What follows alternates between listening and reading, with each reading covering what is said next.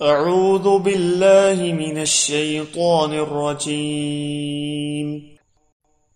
پناہ مانگتا ہوں میں اللہ کی شیطان مردود کے شر سے۔ وَإِذْ قَتَلْتُمْ نَفْسًا فَادَّارَأْتُمْ فِيهَا وَاللَّهُ مُخْرِجٌ مَا كُنتُمْ تَكْتُمُونَ۔ اور یاد کرو جب تم نے ایک شخص کو قتل کر دیا تھا، پھر ایک دوسرے کو مورد الزام ٹھہرانے لگے، اور اللہ تعالیٰ تمہارے اس جرم کو جس کو تم چھپا رہے تھے ظاہر کرنے والا تھا۔ حاشیہ نمبر 68۔ بنی اسرائیل کے اس معاشرے کی اللہ تعالیٰ سے بے خوفی کا منظر ہمارے سامنے ہے۔ اللہ کے رسول علیہ السلام کے ہوتے ہوئے قتل ناحق اور پھر شہادت کو چھپا کر قاتل کی پشت پناہی شدید جرم تھا، لیکن انجام سے غافل قوم یہود کے لیے گویا یہ معمولی بات تھی۔ اللہ تعالیٰ نے ایک معجزانہ تدبیر کے ذریعے اس راز کو فاش کر دیا۔ ان سے وہ گائے ذبح کرائی جس کے لیے ان کے دل میں عظمت و تقدیس تھی، اور اس کا ایک ٹکڑا اس مردے سے لگایا گیا جس سے وہ زندہ ہو گیا، اور اس نے قاتل کا نام بتا دیا۔ اس طرح ایک تدبیر سے کئی مقاصد حاصل ہو گئے۔ نمبر 1، مصر میں قبطیوں کے ساتھ رہنے سے بنی اسرائیل کے ایمان میں زنگ لگ گیا تھا، اور گائے کے تقدس اور اس عقیدت نے ان کے ایمان و عقیدے میں جو خرابی پیدا کر دی تھی اس کی اصلاح کر دی گئی۔ نمبر 2، ظالم قاتل پر حد نافذ کر کے ایک بڑی معاشرتی خرابی کا سد باب کر دیا گیا۔ نمبر 3، دوسری طرف ان کو یہ بھی دکھا دیا گیا کہ اللہ تعالی قیامت کے روز مردوں کو زندہ کر دینے پر پوری طرح قادر ہے۔ فَقُلْنَا اضْرِبُوهُ بِبَعْضِهَا كَذَلِكَ يُحْيِي اللَّهُ الْمَوْتَى وَيُرِيكُمْ آيَاتِهِ لَعَلَّكُمْ تَعْقِلُونَ۔ پس ہم نے کہا کہ اس گائے کے ایک ٹکڑے سے اس مردے کو مارو، اللہ تعالیٰ اسی طرح مردوں کو زندہ کرتا ہے اور تمہیں اپنی نشانیاں دکھا دیتا ہے تاکہ تم سمجھ لو۔ ثم قست قلوبكم من بعد ذلك فهي كالحجارة أو أشد قسوة وإن من الحجارة لما يتفجر منه الأنهار وإن منها لما يشقق فيخرج منه الماء وَإِنَّ مِنْهَا لَمَا يَهْبِطُ مِنْ خَشْيَةِ اللَّهِ وَمَا اللَّهُ بِغَافِلٍ عَمَّا تَعْمَلُونَ۔ پھر اس کے بعد تمہارے دل سخت ہو گئے پتھر کی طرح یا اس سے بھی سخت، اور پتھروں میں تو بعض ایسے بھی ہیں جن سے نہریں پھوٹ نکلتی ہیں، اور ان میں سے بعض پھٹ بھی جاتے ہیں اور ان سے پانی نکل آتا ہے، اور بعض ایسے ہیں جو اللہ کے خوف سے گر پڑتے ہیں، اور اللہ تمہارے کاموں سے بے خبر نہیں ہے۔ حاشیہ نمبر 69۔ اتنے معجزانہ واقعات کو آنکھوں سے دیکھ لینے کے بعد اور اللہ تعالیٰ کی بے شمار عنایات و انعامات سے فائدہ اٹھاتے ہوئے انہیں عاجزانہ انداز اور شکر گزاری کی روش اختیار کرنی چاہیے تھی۔ اس کے برعکس وہ اللہ کی نافرمانی اور سرکشی ہی میں آگے بڑھتے رہے، یہاں تک کہ قساوت قلبی یعنی سخت دلی اور فسق و فجور پر ہٹ دھرمی سے جماؤ کا شکار ہو کر رہ گئے۔ یہ بات قابل غور ہے کہ قلب سلیم رکھنے والے خوش نصیب سوچ سمجھ کر ایمان کی دعوت کو قبول کرتے ہیں، وعظ و نصیحت کا ان پر اثر ہوتا ہے اور دلوں پر رقت طاری ہو جاتی ہے۔ بحوالہ سورۃ الانفال آیت نمبر 2۔ فکر آخرت سے عمل صالح کا شوق پیدا ہوتا ہے اور اصلاح کا جذبہ بیدار رہتا ہے، اور وہ اللہ اور رسول سے کیے ہوئے عہد کی پابندی کرتے ہوئے اپنے اندر مومنانہ اوصاف کو پروان چڑھاتے رہتے ہیں۔ صحابہ کرام رضی اللہ عنہم انہی اوصاف کے حامل تھے۔ اس کے برعکس آخرت سے بے پرواہ قوم یہود میں مسلسل عہد شکنی اور اللہ کی نافرمانی کے سبب جمود و بے حسی کی کیفیت میں اضافہ ہی ہوتا رہا، یہاں تک کہ وہ ایسے سخت دل ہو گئے کہ اللہ اور یوم آخرت کے ذکر اور وعظ و نصیحت نے ان پر کوئی اثر نہ کیا اور نہ ان میں کوئی تبدیلی آئی، اور بالآخر وہ اللہ کی لعنت اور سخت دلی کا ہی شکار ہو کر رہ گئے۔ بحوالہ سورۃ المائدہ آیت نمبر 13۔ افسوس کہ آج اس کلمہ گو امت نے بھی اس مرض میں مبتلا ہو کر اللہ کی لعنت اور قہر و غضب کا اپنے آپ کو مستحق ٹھہرا لیا ہے۔ اس آیت میں بڑے ہی مؤثر ادبی پیرائی میں سخت دل انسانوں کو پتھر سے تشبیہ دی گئی ہے اور بتایا گیا ہے کہ جب انسان اللہ کی نافرمانی میں حد سے گزر جاتا ہے تو اس کا دل قبول حق کے معاملے میں پتھر سے بھی سخت ہو جاتا ہے اور اصلاح کا امکان قطعاً باقی نہیں رہتا۔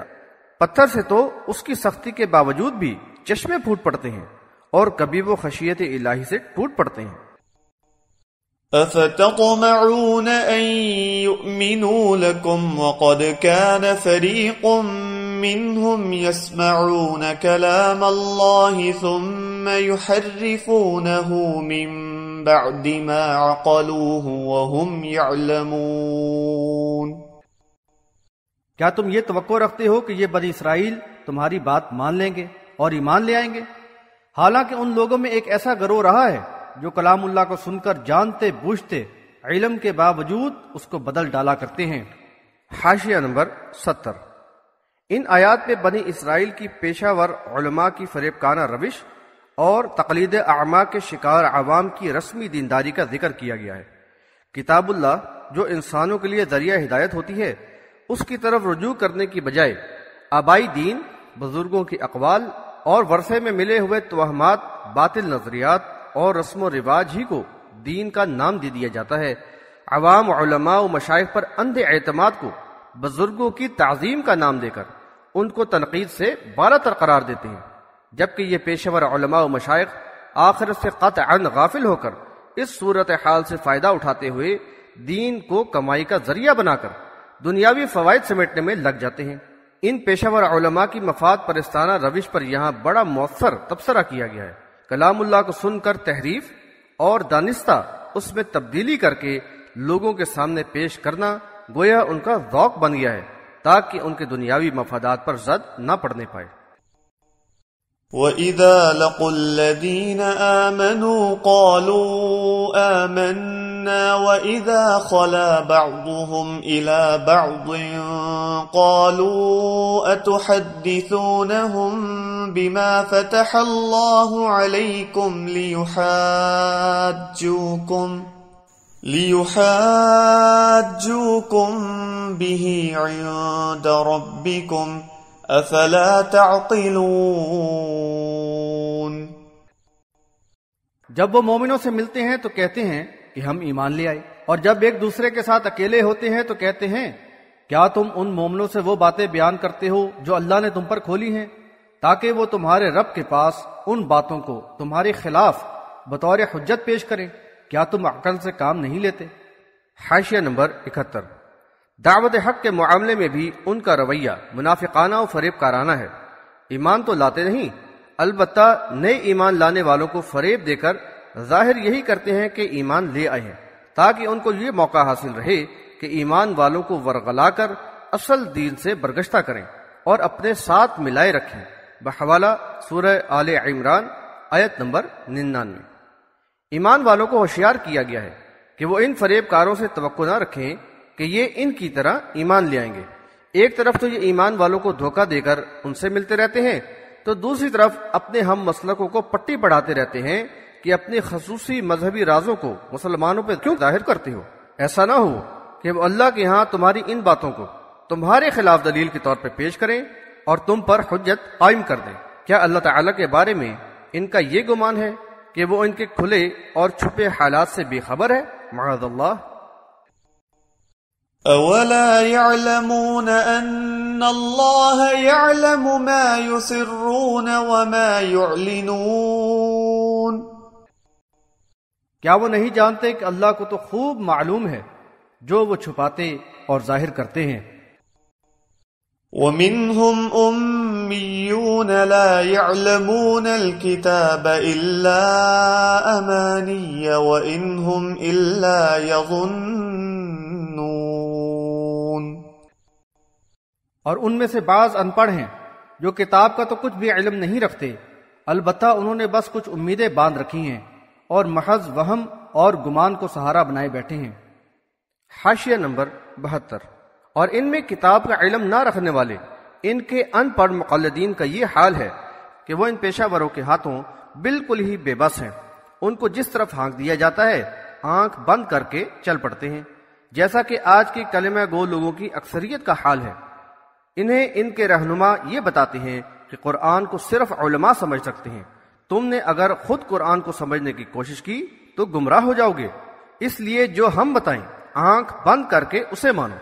اللہ تک پہنچے ہوئے بزرگوں کے ملفوظات اور حکایات اولیاء پڑھو، ختم شریف کرو، زعفرانی نقش اور کالے بکرے سے آفتیں ٹالو، کسی پیر کامل کے مرید ہو جاؤ، بس بیڑا پار ہو جائے گا۔ الغرض ان کی ساری دینداری کا دار و مدار انہی توہمات و رسومات پر ہے۔ اس طرح ان کو انتہائی سستا نجات کا راستہ دکھا دیا گیا، جہاں نہ تو حق و باطل کی تحقیق کی ضرورت ہے، نہ عقائد کی اصلاح کا مسئلہ، اور نہ ہی سنت و بدعت کا فرق معلوم کرنے کی ضرورت، بس لگا بندہ فرقہ وارانہ یا آبائی دین ہی گویا نجات کے لیے کافی ہے۔ اس کے بدلے میں عوام نے ان علماء کرام کو بغیر کسب و مشقت دنیا کی ساری ہی آسائشیں فراہم کر دی اور فکر روزگار سے بے نیاز کر دیا۔ سچ ہے جب دین کو پیشہ اور کمائی کا ذریعہ بنا لیا جائے تو ساری سعی و جد و جہد کی ایک ہی سمت ہو جاتی ہے۔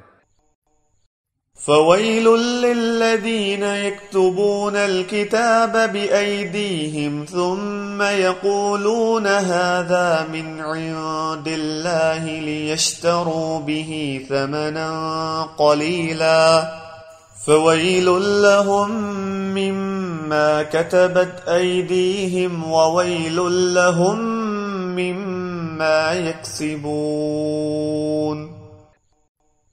بس بربادی ہے ان لوگوں کے لیے جو کتاب اپنے ہاتھوں سے لکھتے ہیں پھر کہتے ہیں کہ یہ اللہ کی طرف سے ہے تاکہ اس کے ذریعے کچھ تھوڑا سا معاوضہ حاصل کر لیں، بس باعث تباہی ہے ان کے لیے جو ان کے ہاتھوں نے لکھا، اور موجب ہلاکت ہے یہ کمائی جو انہوں نے کی۔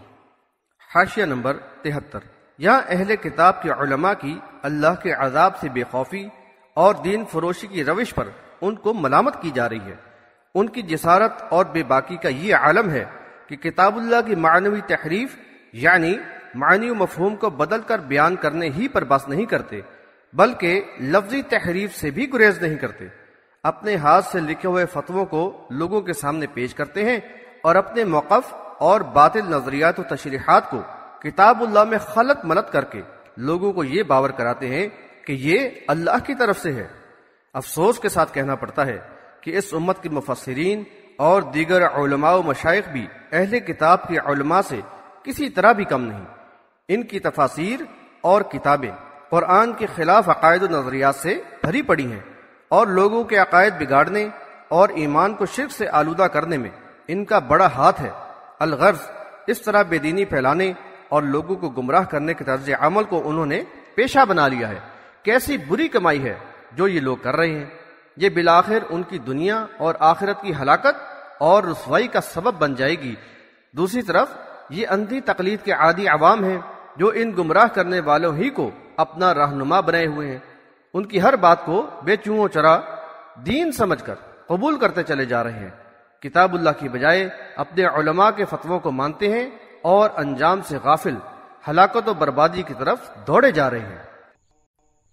وقالوا لن تمسنا النار إلا أياما معدودة قل اتخذتم عند الله عهدا فلن يخلف الله عهده أم تقولون على الله ما لا تعلمون۔ اور وہ کہتے ہیں کہ جہنم کی آگ ان کو ہرگز نہ چھوئے گی مگر گنتی کے چند روز۔ کہو کہ کیا تم نے اللہ سے کوئی عہد لے لیا ہے کہ اللہ اپنے عہد کی خلاف ورزی نہ کرے گا، یا اللہ سے وہ باتیں منسوب کر رہے ہو جن کو تم نہیں جانتے۔ حاشیہ نمبر 74۔ اس بد اعمالی اور سرکشی کے باوجود ان کا زعم باطل یہ ہے کہ یہ جنت کے حقدار ہیں، دوزخ کی آگ انہیں چھوئے گی بھی نہیں، اور اگر دوزخ میں رہے بھی تو صرف چند روز کے لیے۔ دراصل یہ اس خوش فہمی میں مبتلا ہے کہ اللہ کے محبوب بندوں کے سلسلے سے وابستہ ہونے کی وجہ سے یہ خود اللہ کے محبوب ہیں، بحوالہ سورۃ المائدہ آیت نمبر 18۔